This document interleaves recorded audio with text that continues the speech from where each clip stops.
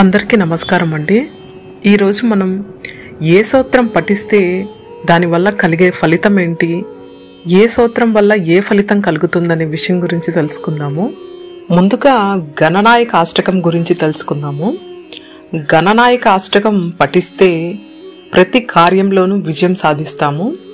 తలిచిన కార్యం అంతా విజయం చేకూరుతుందని చెబుతారు. శివాష్టకం స్తోత్రం పఠించడం వల్ల శివుని అనుగ్రహం పూర్తిగా కలిగి ఉంటాము. అదేవిధంగా ఆదిత్య హృదయం అయితే ఆరోగ్యం, ఉద్యోగం సిద్ధిస్తాయి. శ్రీ రాజరాజేశ్వరి అష్టకం పఠించడం వల్ల సర్వ వాంఛా సిద్ధి కలుగుతుంది. శ్రీ అన్నపూర్ణ అష్టకం పఠించడం వల్ల ఆకలి దప్పికలకు అంటే అన్నపానాలకు ఎటువంటి లోటు ఉండదు అని అర్థం. కాలభైరవ అష్టకం పఠించడం వల్ల ఆధ్యాత్మిక జ్ఞానం, అద్భుత జీవనం కలుగుతుంది. అదేవిధంగా దుర్గా అష్టోత్తర శతనామం పఠించడం వల్ల భయహరం జరుగుతుంది, భయాలన్నీ తొలగిపోతాయి. విశ్వనాథ అష్టకం వల్ల విద్యలో విజయం సాధిస్తాము. సుబ్రహ్మణ్య అష్టకం వల్ల సర్పదోష నాశనము, పాపనాశనం కలుగుతుంది. హనుమాన్ చాలీసా వల్ల శని బాధలు, పిశాచ పీడల నుంచి విముక్తి కలుగుతుంది. విష్ణు శతనామ స్తోత్రం వల్ల పాపనాశనం, వైకుంఠ ప్రాప్తి కలుగుతుంది. శివ అష్టకం పఠించడం వల్ల ఈ స్తోత్రం వల్ల సత్పురుషుడుగా మారుతాడు. సత్కలిత సత్పురుషుడుగా మారడం జరుగుతుంది.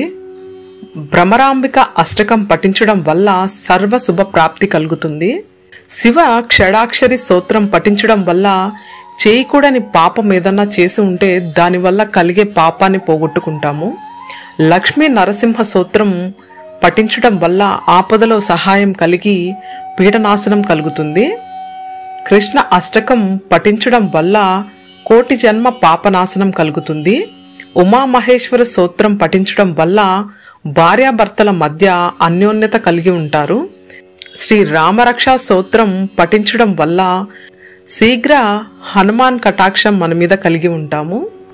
లలిత పంచరత్నం పఠించడం వల్ల శ్రీకి కీర్తి కలుగుతుంది. అదేవిధంగా శ్యామల దండకం పఠించడం వల్ల వాక్శుద్ధి పెరుగుతుంది. త్రిపుర సుందరి స్తోత్రం పఠించడం వల్ల సర్వజ్ఞాన ప్రాప్తి కలిగి ఉంటాము. శని స్తోత్రం పఠించడం వల్ల శని పీడ నుంచి నివారణ కలుగుతుంది.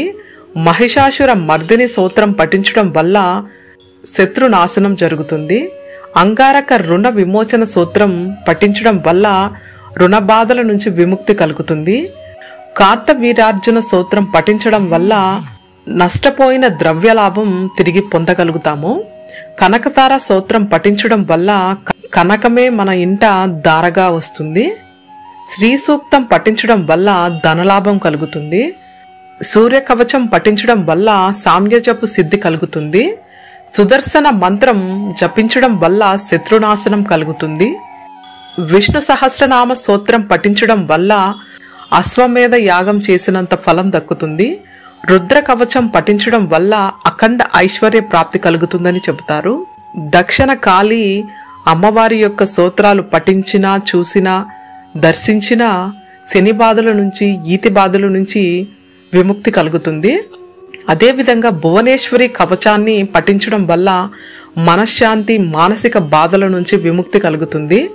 వారాహి స్తోత్రం పఠించడం వల్ల పిశాచ పీడ నివారణ అవుతుంది. లలితా సహస్రనామ స్తోత్రం పఠించడం వల్ల సర్వార్థ సిద్ధి లభిస్తుంది. అదేవిధంగా దత్త స్తోత్రం పఠించడం వల్ల పిశాచ పీడ నివారణ కలుగుతుంది. ఈ విధంగా ఒక్కొక్క స్తోత్రానికి ఒక్కొక్క ఫలం దక్కుతుంది.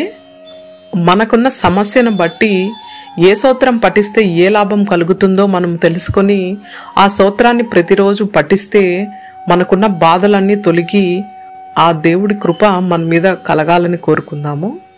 అందరం బాగుండాలి, అందులో మనం ఉండాలని కోరుకుంటూ ఓం నమ శివాయ. గోవింద హరి గోవింద.